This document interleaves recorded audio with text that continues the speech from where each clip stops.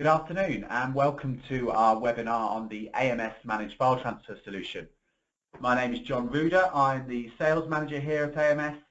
I also have Richard Spinks, our Technical Manager, who will be helping with the demonstration and the Q&A session a little bit later.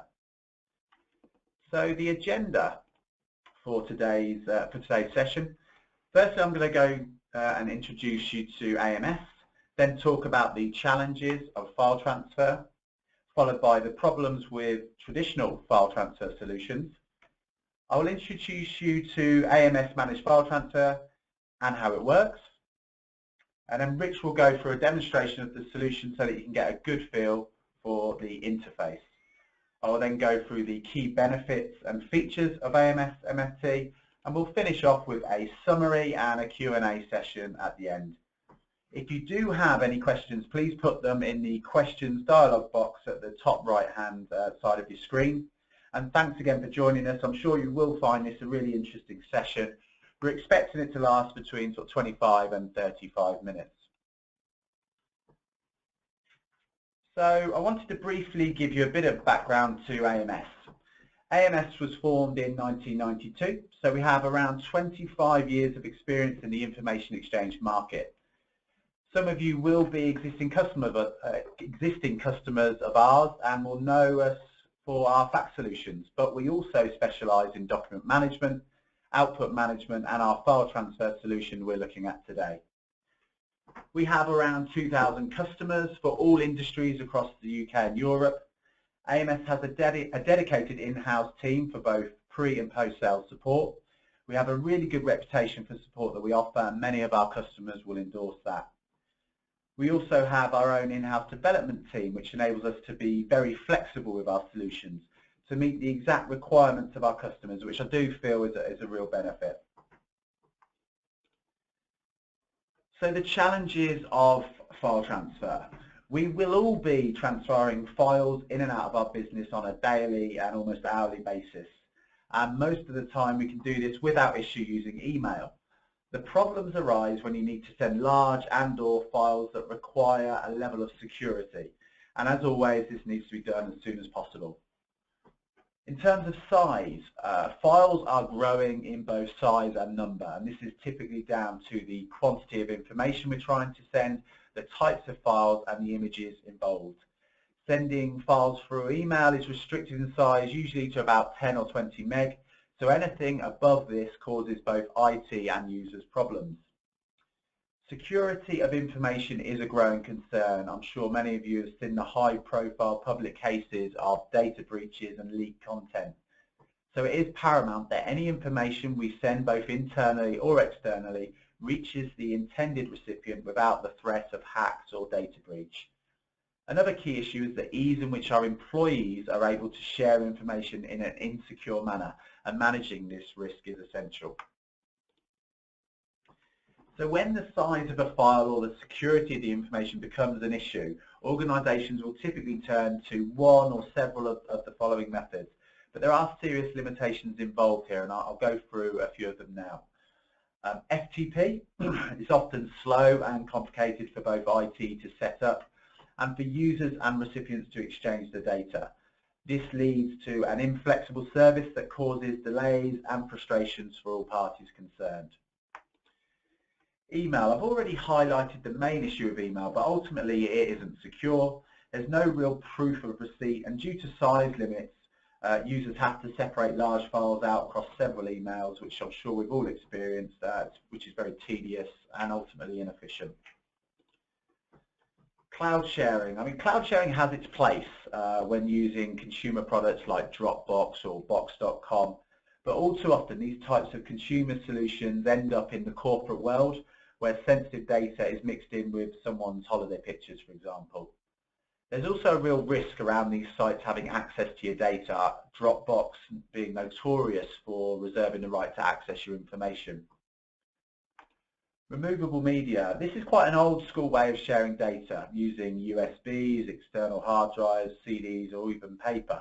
Again, many cases have come to light of sensitive information being contained and lost on these types of devices, and this lack of control and reliance on hardware can lead to loss and potential theft of your company's data.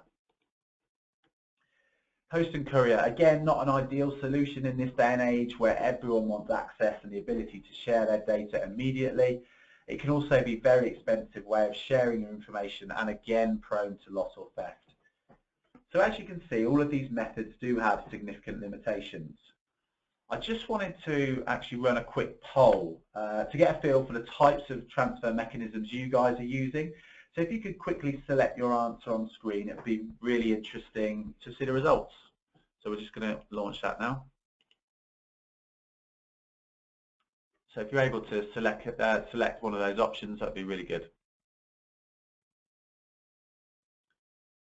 So they're coming through now. Still going. I'll leave it another 5 seconds or so. Okay, so really interesting. The majority of you are still using email, the FTP and SFTP and cloud sharing. The only one that really didn't have much interest was postal and courier, which we get and obviously appreciate. But hopefully what you'll all see today is how we may be able to improve on the current method that you use.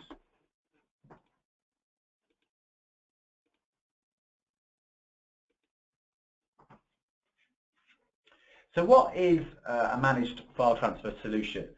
MFT is a centralized method of transferring files between people, systems and applications. This transfer can be between people both internally and externally, including your employees, your partners and your customers. And these files are securely encrypted whilst providing audit and tracking information for all transfers and activities.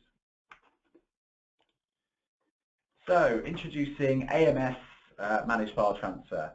AMS MFT is a comprehensive file transfer solution that lets organizations achieve a number of key goals for their business. It allows your users to transfer sensitive and large business files reliably and securely. It will manage and audit all file transfer activity from a central location through one solution. Our product is not only just one way, it allows your recipients to send you back secure files to the original sender. You can automate file-based business processes using our solution. It empowers users to exchange large files without the need for IT intervention or help. And the intuitive tools encourage quick and sustained user adoption. So how does it work? So on the left-hand side of the slide, you'll see the interfaces that allow us to instigate a secure file transfer. We have a very nice Outlook plugin allowing users to send files directly from their Outlook client, meaning the users don't necessarily have to learn a new interface. Our solution does have, however, an intuitive web client interface that will allow will work on all browsers and tablets. This not only allows you to send transfers, but gives you the advanced functionality and reporting of the solution. We have hot folders that allow files to be sent automatically once dropped into the folder, which is really useful when you are regularly transferring files to the same people or locations. We can also automate the transfer completely by integrating into your existing systems or applications, removing the human element completely if required. To briefly go over the architecture, our software would run on a Windows machine within your network, usually a virtual machine. It integrates with Active Directory and will use a SQL database for storage. So when a recipient receives a file from our solution, the user will receive a link to download the file securely. The steps required to access this file is set up by the sender depending on the level of security needed on that document. Every event around the transfer is recorded and audited, and typically the API is what we'd use to integrate with third-party applications, and as I said, we've got the skill set in-house to tightly integrate with most applications in this way. So one area I thought might be worth going through in a little more detail is the importance of the security and audit capability of our MFT solution. Firstly, all of the transfers are encrypted in transit and at rest using 256 AES encryption. In terms of authorization and authentication, we have several options including AD integration for single sign-on, as well as several options to control the security of the transfer you're sending, which will highlight these options in the demo shortly. We can offer highly configurable options like retention policies. so how long you want to make the file accessible for, and notifications, so that the sender receives a notification by email to tell them that their file has been viewed or downloaded, for example. Admin rights can configure these options, and they are rolled out and controlled through group permissions. We also have all the audit options you would expect in this type of solution, giving you the audit trail and evidence if ever a transfer was questioned. So demonstration, I'm now going to hand over to Rich for the really interesting bit, and that's the live demo of the software. Okay, thanks John. So I'm going to start off this product demo by showing you the MFT web interface. And then I'll move on to some of the desktop tools that are freely available for all our AMS MFT users that just make it a little bit more convenient when sending and receiving transfers from your desktop. So hopefully you can see the portal on your screen now. And it's probably worth mentioning at this point that the portal and any email notifications you see during the demo, and even the desktop apps we're going to look at in a bit, can all be white labeled. So the text, images, colors and logos, the URLs can all be modified to fit in with your own company's branding, which is it's really important because you want to portray to the recipients of any messages you send that you're actually the sender and the message has come from you. But let me get started and log in. I can either authenticate using an application level username and password, or if MFT is on premise and I'm in a Windows environment, then I could log in using my Windows credentials, or we can enable single sign-on. So I would bypass that login screen altogether and come straight into my home area. So the way I'm going to demo this is I'm just going to send a file transfer to a slightly different email address that I just used to log in. It's an email address that I still own, so we can see it from both the sender's and the receiver's perspective. So to send a new transfer, I'm just going to expand my transfers and then select new. And you'll see when composing a file transfer, it's just like composing an email message. The to field obviously determines who I'm going to be sending the file transfer to. But the to field does help me out a little bit. It shows me the users that I sent to before, or it shows me users that my administrators allowing me to send to. But let me send this to John. And then let me also just type in that other email address that I own. And you see, because this is the first time anybody's ever sent to Richard Spinks at amslimited.com, it's just appended a little invite tag at the end just to remind me or to inform me that I'm going to be inviting this user to use the system. So I'm going to be automatically onboarding them. The subject and notes field just make up the content of the email notification that's going to be sent to my recipients to let them know that I've sent them a file transfer. So let me quickly type something in here. Now, if I wanted to send a secure note, so something that can only be viewable by the recipients once they're authenticated, then I can use the optional secure notes field. And just like any attachments or files that I upload, this is going to be secured and stored in an encrypted format.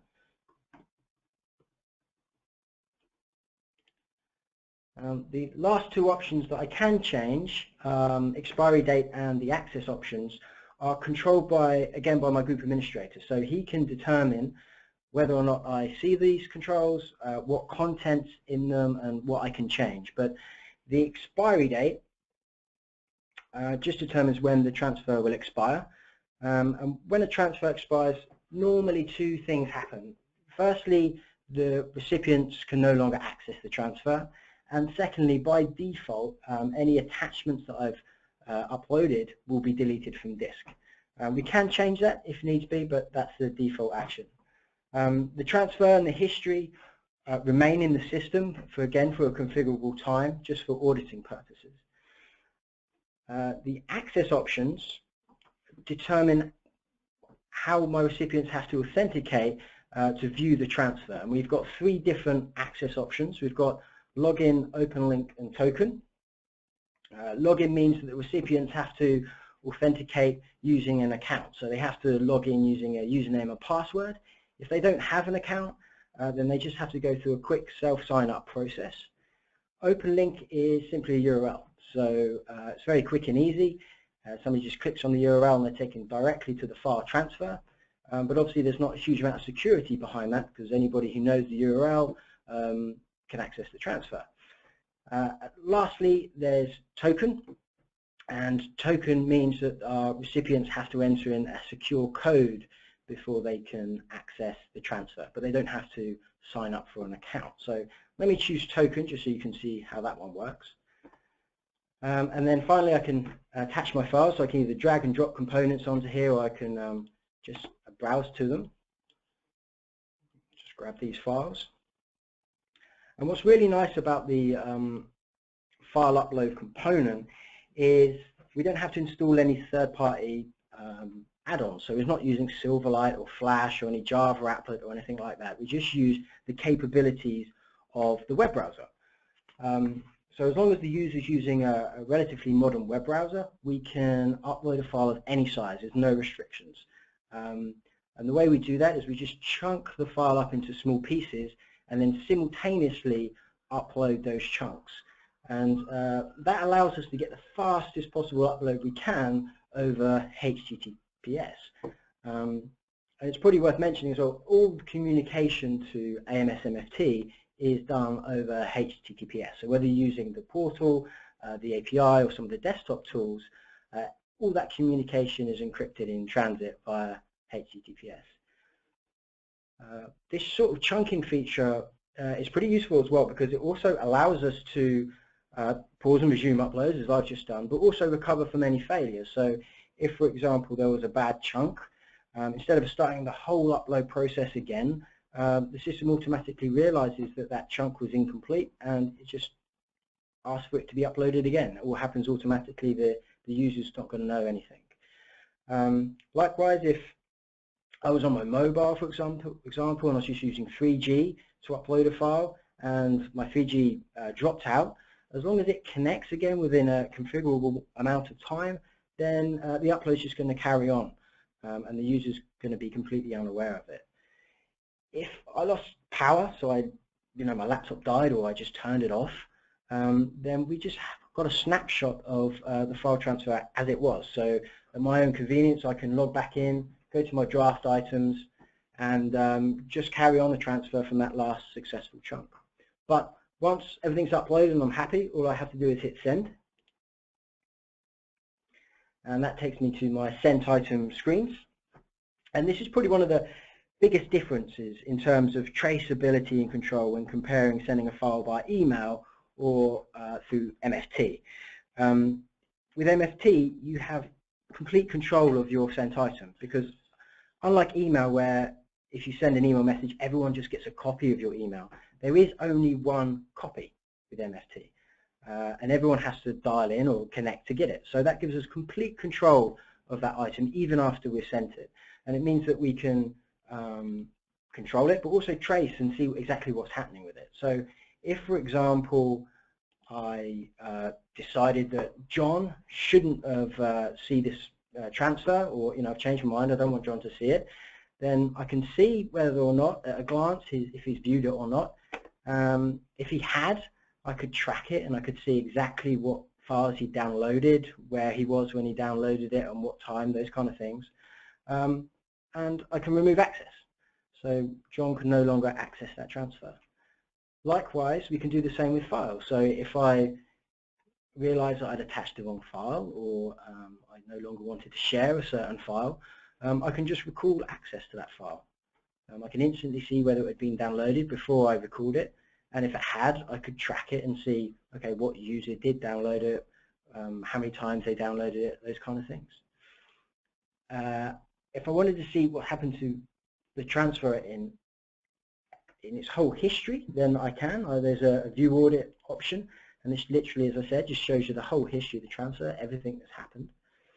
But as a sender, I don't have to log into the web interface to be notified of when someone's read a transfer or downloaded a file.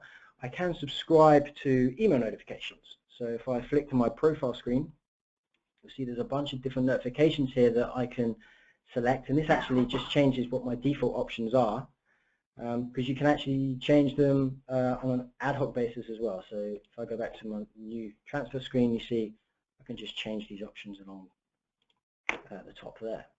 But from a sender's point of view, it's really that easy from sending through the web. So let's look at it from a recipient's point of view. I should have hopefully received an email notification.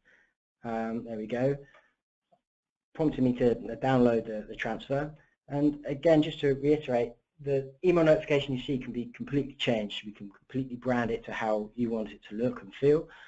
But what's important is obviously it's got my subject in there, it's got the message that I put in, but also an option to download the file. So let me click on that.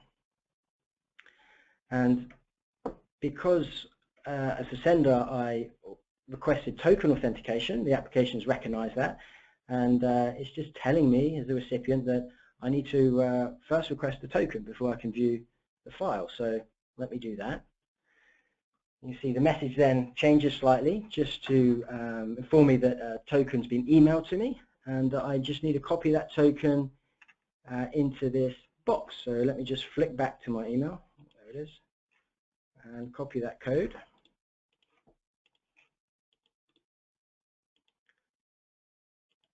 And when I hit show my transfer, I'm taken into my transfer, and I can obviously see the message, any secure notes that were added, and I can download any attachments that were included. So you can see from a recipient's point of view, it's really easy to pick up the transfers that you send to them. I also wanted to show you some of the desktop tools, just because they make it a little bit easier to send and receive files directly from your desktop. And the desktop tools can either be installed, like download and install directly from the web portal, or there's an MSI package that you can use just to deploy them. But however they're installed, there's a little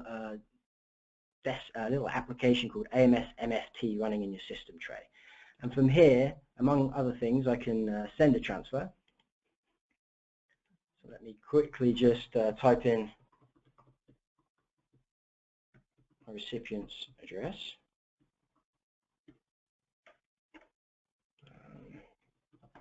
Fill this in real quick. I'll just change the access option to open link so you can see that.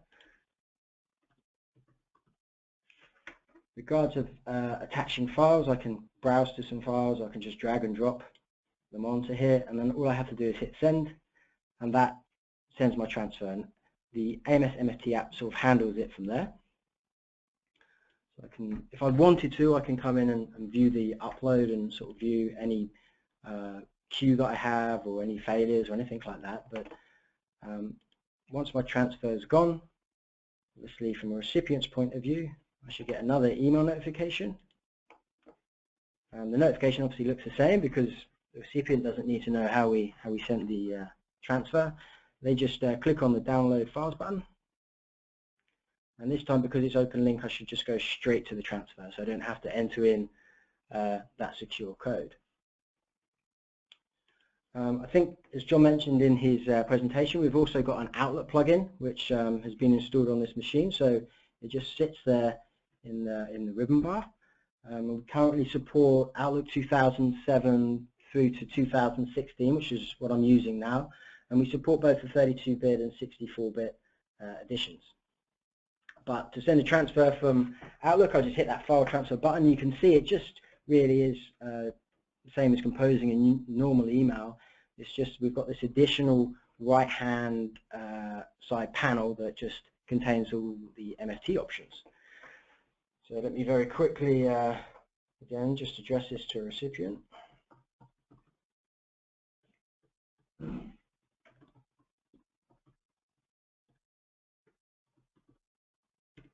Add some information, and then in terms of attaching files, I can use the normal attach file button, or we've got a big attachment button, and all this does is really just allow you to attach files that Outlook would normally block. So it might block them because they're too big, or it might block them because of their extension, an XC or a zip file or something like that.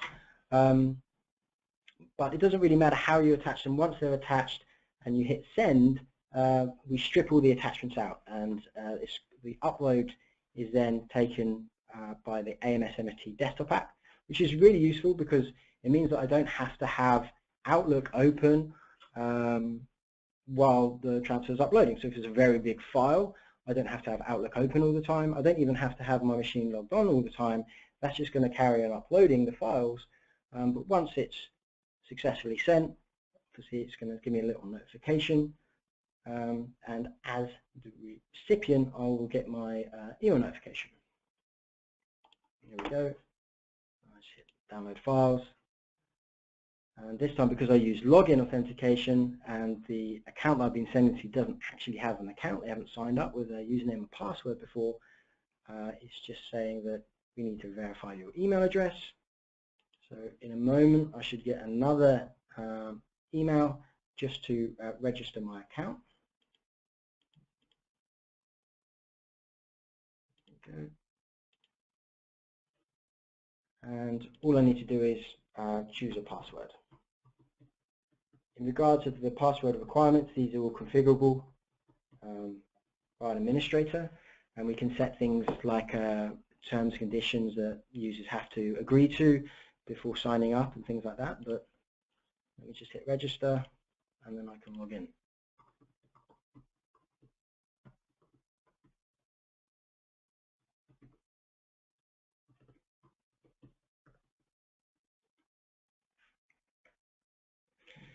And now, because I've got an account, I've got different options, but I can browse to my transfers, pick up the one that's sent from Outlook, but you can see now I've got an account, I can see all of my transfers that have ever been sent to me. And depending on how the system's been configured, I can even send back or create new transfers and send them to professional users.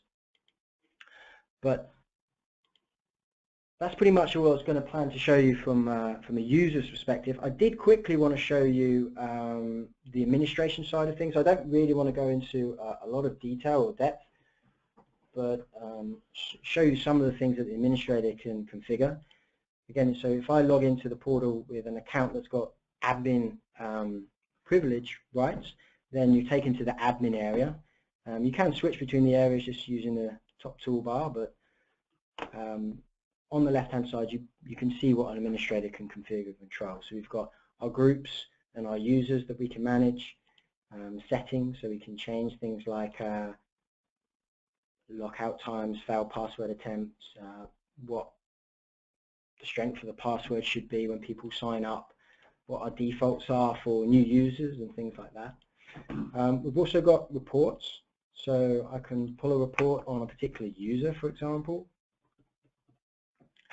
and see exactly the activity of that user. So I can see when they last logged in, if their account's active. I've got the option to view their transfers, whether they're sent and received transfers. We've also got license reports, so I can see where my licenses are in terms of usage. And probably the most common one that's used is, from an administrator level, sort of a global view of what's going in and out of the organization. So I can filter it from obviously a date range or a particular user or the content of the transfer, but from here I can see exactly what's being sent and received into my organization. And if I've got the right permissions, I can open those transfers as well. So I can view the actual content that was sent, and the files and the shares and things like that. Other than that, everything's audited, so we can see if, for example, an admin's opened somebody else's transfer, we can see login events, email notifications, everything's kind of audited within the system. And then lastly, we've got templates, and this is where we create new user registration templates or create email templates or modify our email templates. So let me just hand back over to John now. Yeah, great. Thanks, Rich. That looked really good. Right, cheers. Okay, so we are nearly at the end of today's session. I wanted to highlight the feature set of our solution split across compliance, security and productivity improvements. I believe Rich and I have discussed many of these features, so I'm not going to go through them all, but there are a couple that I wanted to highlight further. We can include whitelists and blacklists, which enables you to restrict who your users can and can't send files to. This can be done by individuals or domains. This provides a good way of controlling the outbound destination of your transfers. Our solution does allow you not only to transfer files, but allows you to send secure messages through the portal, which is essentially secure email if you need that extra level of security on a conversation. Automatic resubmission, which Rich mentioned, means that if your transfer is interrupted for whatever reason, for example, loss of battery or network, then the transfer will pick up where the connection failed, so no need to restart the process. And this is a single solution for all your file transfer requirements, so it's a great opportunity to consolidate your current options into one centralized product. So as this is our product and we've developed it, we are in a process of continual development. And we wanted to tell you a little bit about some of the new and exciting features that will be available in the next release. So workspaces, these are managed workspaces within the portal that allow users to collaborate on documents and folders with check-in, check-out capability, the ability to add comments to the workspace with fully permission-based access. And this will really enhance the collaboration ability of our solution, and which has been a popular request. Improved reporting, which Rich touched on. Administrators will have additional reporting options available, giving enhanced tools for the analysis and decision making around file transfers. This will also allow them to extract and manipulate the data contained within these reports. Cloud and hybrid. So currently, as I mentioned, AMS MFT is an on-premise solution. However, we will soon have a cloud option available using Microsoft Azure. This provides all the benefits of AMS MFT alongside the benefits of having it as a cloud solution. There will also be a hybrid option allowing you to run the software locally, but to keep your files stored in the cloud. So in summary, AMS really are the secure file exchange experts and have a huge amount of experience in this market. Our solution provides a trusted and reliable way to ensure the security of your corporate intellectual property, which is one of the most valuable assets of any business. You can fully personalize the solution, helping to improve your image, the image of your business, both externally and externally. The intuitive interface really helps user adoption, which is key to implementing any new solution. And finally, we really feel AMS MFT will help take the frustration out of sending large secure files, improving relations and service with employees, partners and customers. So that is the end of the presentation. We've got some additional resources here if you want to check these out, but are there any questions? So if you've got any, please post them now. We'll monitor them and we'll do our best to answer as many as we can.